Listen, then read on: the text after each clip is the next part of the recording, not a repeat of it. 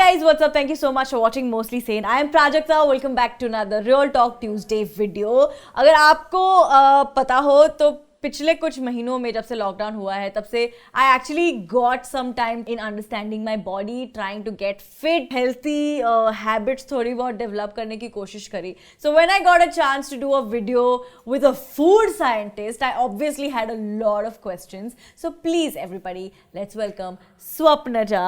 Thank you. Hello.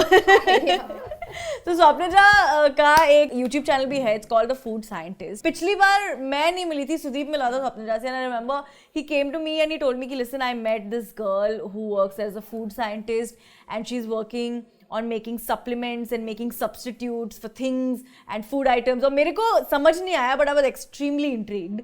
तो I'm sure मेरे जैसे बहुत सारे लोग हैं जिनको पता नहीं है कि what does a food scientist do. Basically food scientist का बहुत सारा काम होता है. मेरा स्पेशलाइजेशन है टारगेटेड न्यूट्रिशन थेरेपी में. If somebody is a cancer patient तो वो लोग नॉर्मल फूड अब्जॉर्ब नहीं कर सकते, एसिमुलेट नहीं कर सकते, तो उनको स्पेशल न्यूट्रिशन नीड्स होते हैं. तो हम लोग एक्चुअल मॉलिक्यूल्स जो उनको चाहिए, जो फटाफट एब्जॉर्ब होगा और उनको रिकवरी रेट उनका बढ़ेगा, तो वो सारा काम मैं करती हूँ. बिकॉज बीमार है तो इसका मतलब ये नहीं कि कुछ भी खिला दो यार. कुछ तो ऑलरेडी बीमार है, खाना एंड तो worst thing is what you know, if your taste is not happy तो आपका डाइजेशन स्टिम्युलेट ही नहीं होता है. Plus these are like longer disorders, मतलब 1.5 साल 2 साल तक आपको रिकवरी पीरियड है, तो आप उनको ऐसे कुछ नहीं दे सकते कि 1 हफ्ते का कोर्स है, और वैसे नहीं होता. I also work in food, but when I say that, I mean I would work in any industry that gives me food, but this is totally not the same thing. तो अगर किसी को food scientist बनना है, what study actually goes into this? So ideally food technologist बनते हैं. 10th फिर 12th science, and then अभी तो सब change होने वाला है, so I don't know if it is going to be relevant, but then you do food engineering भी कर सकते हैं and food technology भी कर सकते हैं. मैंने फार्मा किया है. So फार्मेसी में हम लोग को डोज और वो सब सिखाते हैं, डिजीजेस भी सिखाते हैं और डोज भी सिखाते हैं. फिर उसके बाद मैंने फूड इंडस्ट्री में काम किया.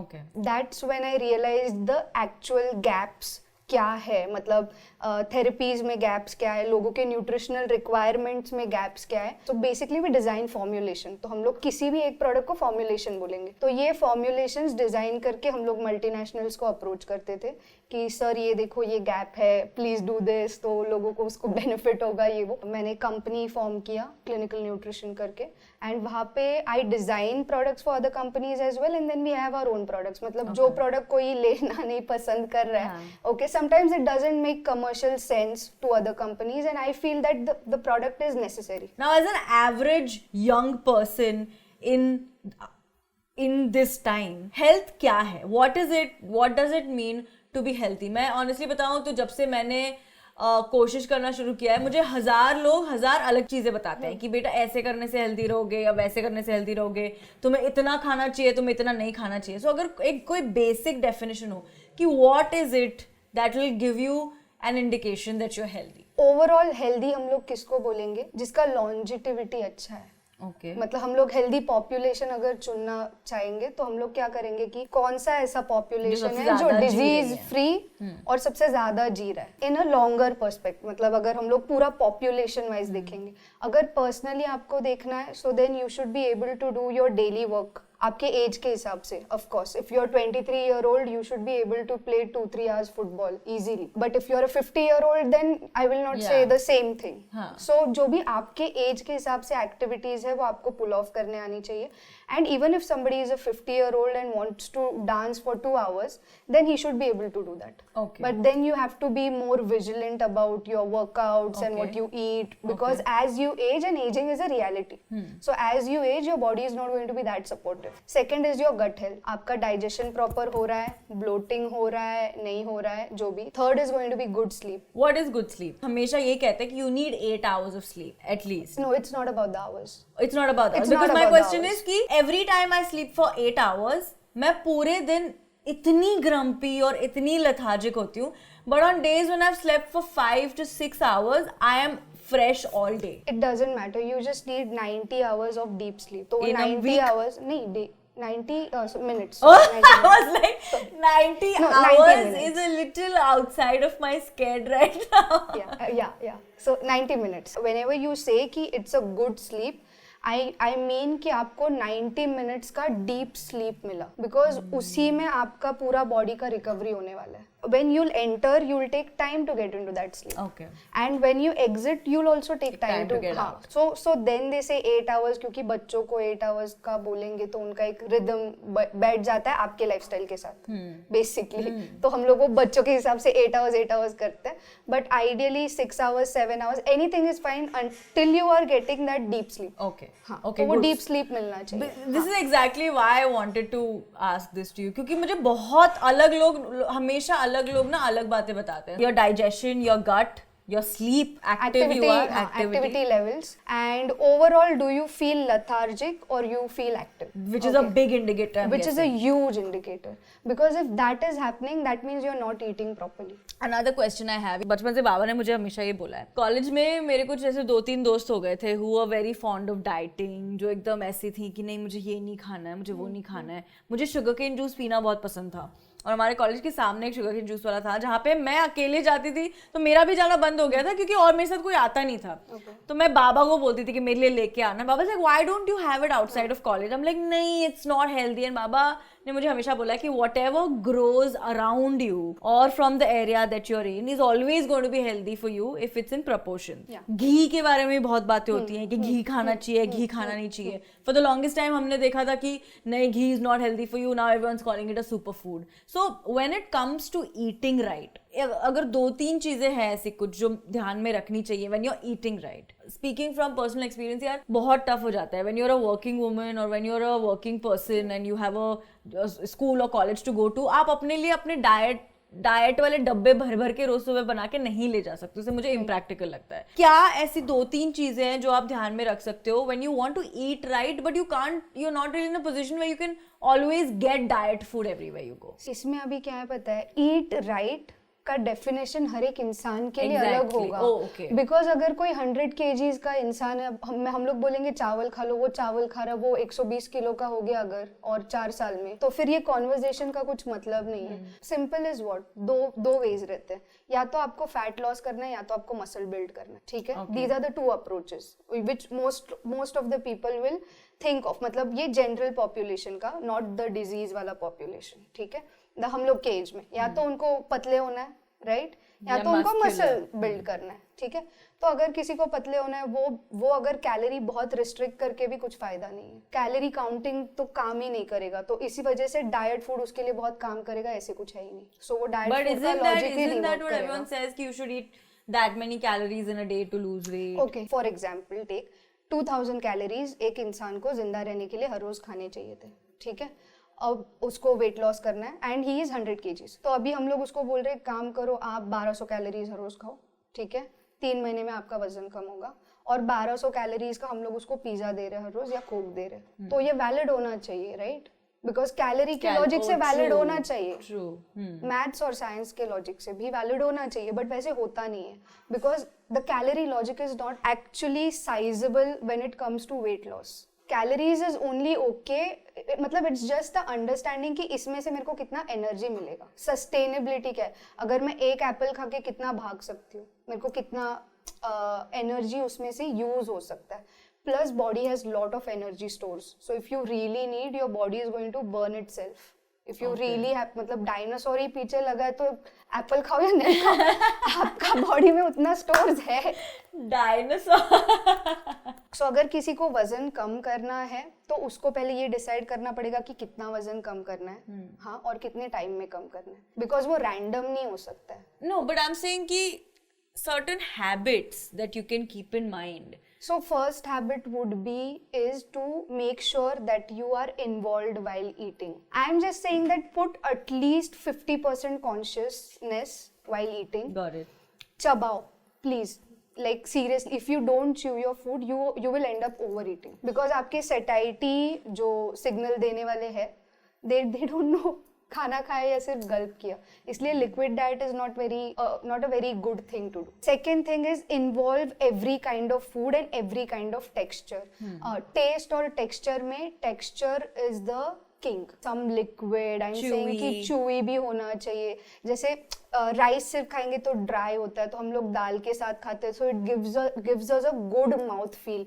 We need a very solid mouth feel so your digestive juices are secreted. But if you are having something spicy तो उस हिसाब से जूस बन रहा है, ठीक है. अगर आप प्रोटीन खा रहे हो तो उस हिसाब से जूस बन रहा है. डाइजेस्टिव हाँ, डाइजेस्टिव जूसेस उस हिसाब से सिक्रेट हो रहे हैं. अगर आपने बहुत फैट खा लिया तो उस हिसाब से डाइजेस्टिव जूसेस सिक्रेट हो रहे हैं. बट अगर आप चबा ही नहीं रहे हो, लेट्स अज्यूम मैंने सब मिक्सर में डाल दिया और मैंने स्मूदी के जैसे गल्प कर दिया, तो तब तो फिर वो डाइजेस्टिव सिस्टम को पता ही नहीं कि अरे कब आ गया फूड, क्या आया, उसने देखा ही नहीं, उसने ब्रेक इट डाउन. हाँ, तो उसको टाइम लगेगा. And also when you eat consciously you will realise कि अरे यार इसमें क्रंच मिसिंग है. Then you add some nuts, You add papad. हाँ, papad. Makes sense. Okay, Right. so eat with some consciousness, consciousness. 50-60%. तो वो एक है. Second is try to buy your groceries, buy your vegetables.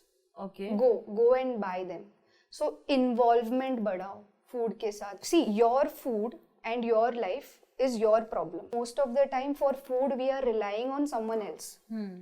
Either it's somebody from the family or Swiggy or कुछ तो, ठीक है. But at least month में एक बार आप जाके ग्रोसरीज खरीदो. आपको फूड इंटरेक्शन इंक्रीज करना पड़ेगा ये चीजें समझने के लिए, क्योंकि अगर आपका फूड इंटरेक्शन नहीं है और प्लेट पे डायरेक्टली कुछ तो आ रहा है तो आपका कंट्रोल ही कुछ नहीं रहने वाला है. This is a regular life of any urban person. He will get up और शी विल गेट अप, देखेंगे सुबह क्या है, अच्छा ठीक है, घर पे टिफिन रहेगा तो लेके आएंगे, नहीं रहेगा तो then they will just move on, ठीक है. Then the time before they are going to get hungry, they'll not even think ki what are they going to eat. Once the hunger wave comes along,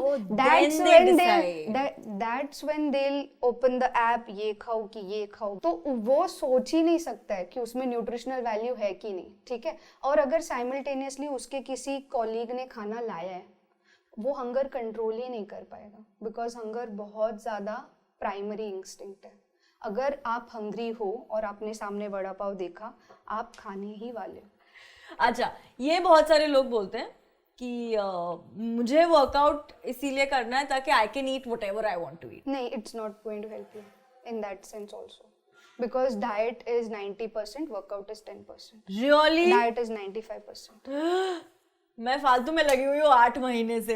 I still have a doubt where we started off. If you want to know कि आपका goal क्या है, do you want to lose weight, do you want to gain muscle, do you want to get leaner, do you want to get bulkier, I want to believe that there has got to be an easier, more funner way of staying fit than being on like crash diets or seeing eating things that you don't like eating. जैसे आपने बोला ना कि अगर आपको taste buds are not, तो फिर how is your body going to even accept that? Okay, at what point of time you felt कि आप अच्छा खाना नहीं खा सकते अगर डाइट करना है और आपका हेल्थ गोल अचीव करना है?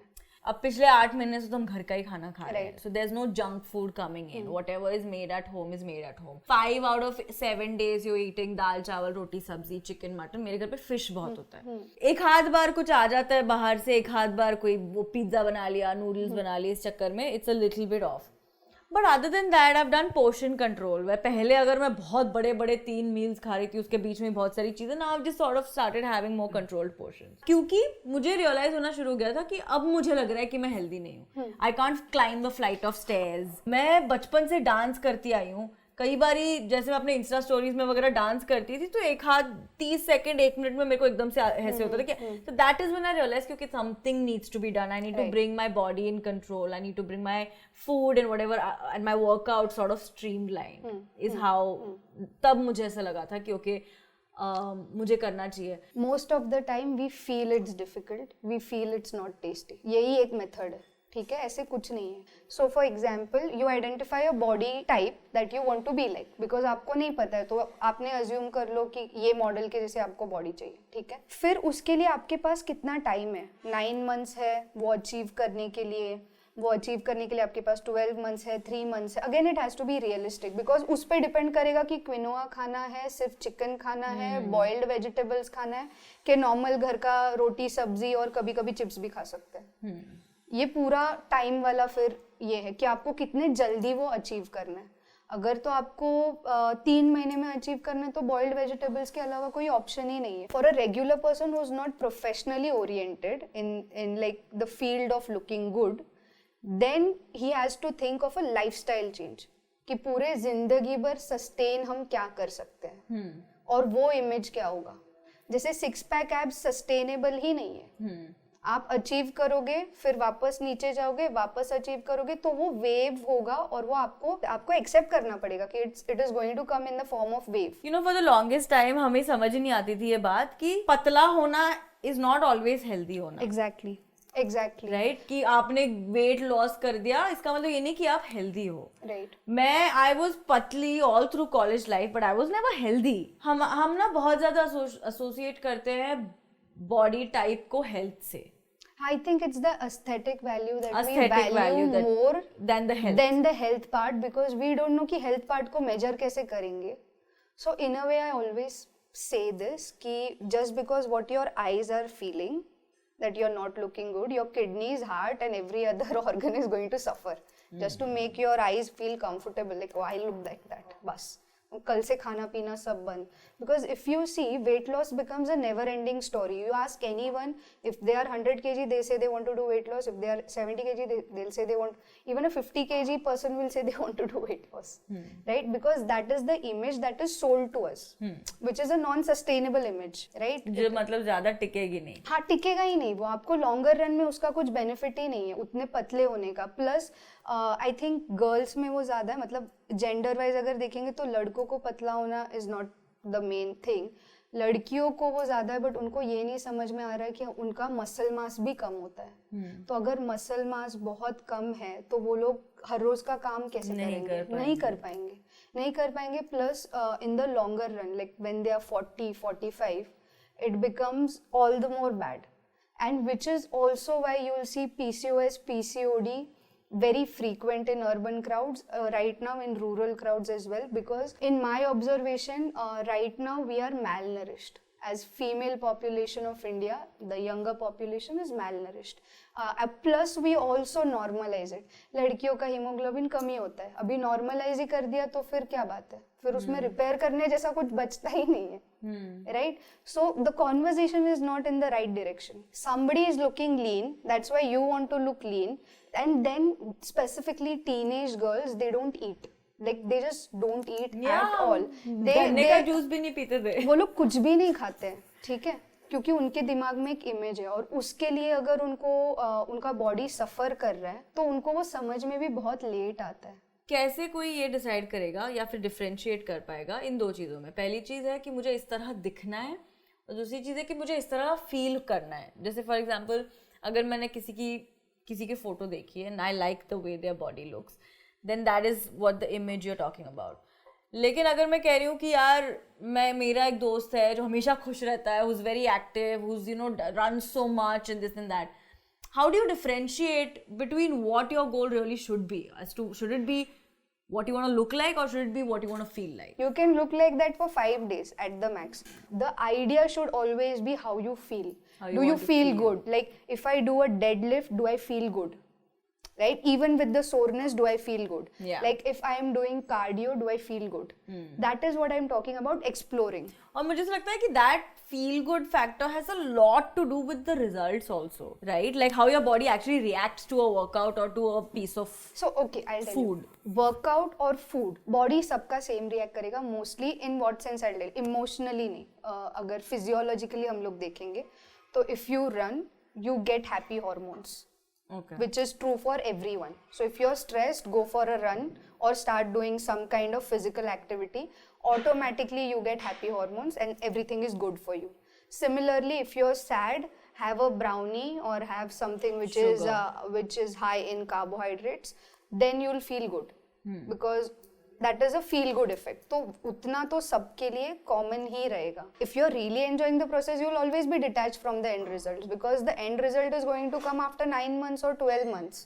अगर मैं 6 महीने बाद मैं चाहती हूँ कि मेरी बॉडी इस तरह से दिखे और मैं उसके लिए कुछ कर रही हूँ और मैं जो कर रही हूँ उसमें मुझे खुशी मिल रही है, क्या इससे वो प्रोसेस एक्सपेडाइट नहीं होगा? If you're happy while doing it or if you're motivated, like if you're doing it like with all your heart and you're really happy, I am trying to say that if it's a physical process, you'll enjoy it. If you're continuing it for more than 2 weeks, that means you're happy.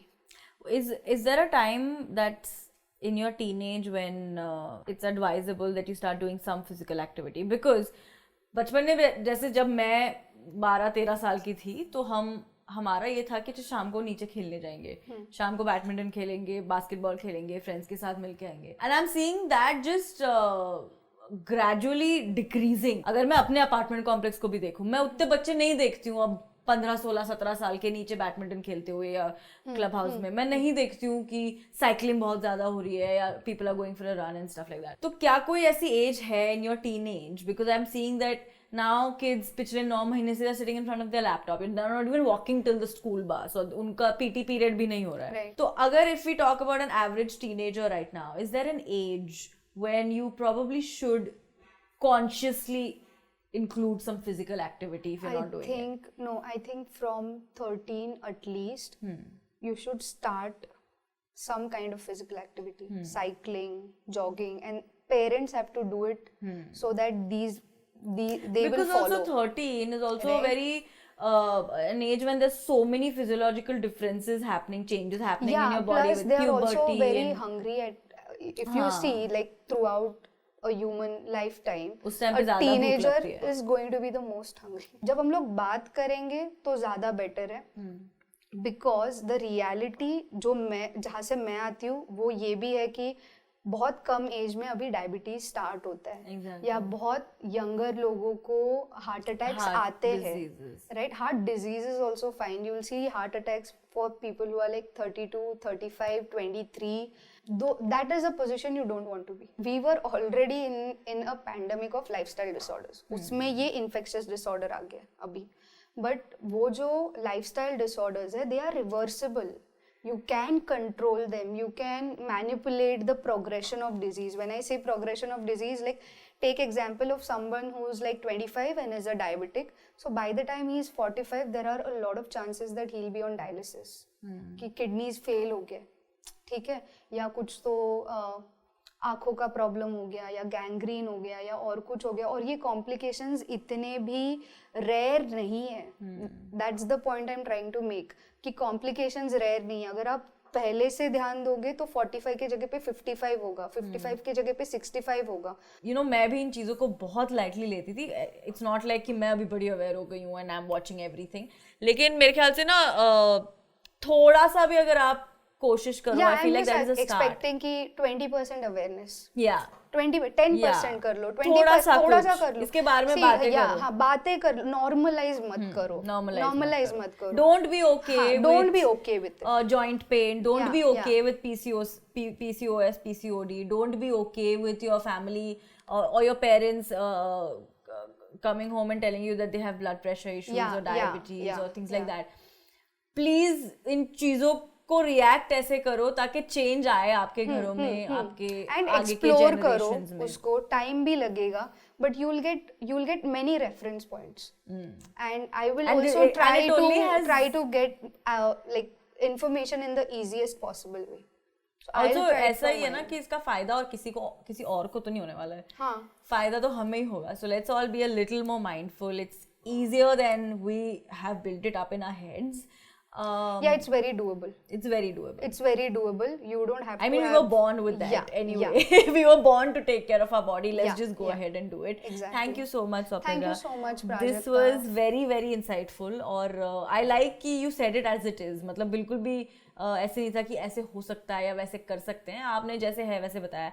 And again, coming back to what I said before, I really admire the fact कि आपने एक human body को एक person के जैसे explain किया, not like a human body, क्योंकि हमें हमेशा बिकॉज हमें हमेशा वैसे बताया जाता है कि ये वाला सिस्टम, वो वाला सिस्टम, ये वाले हार्मोन्स, ये वो जैसे आपने बताया. But you also attached emotion and family and future to it, which makes a huge difference. Thank you so much. Also अभी भी पता चला कि स्वप्नजा is actually स्वप्नजा शिंदे. तो बरीच लोक मला सांगत होते की मराठीमध्ये व्हिडिओ करायला हवा होता. So I would have just done this whole thing, but I don't want to miss out on anyone. So thank you so much, Swapnaja Shinde.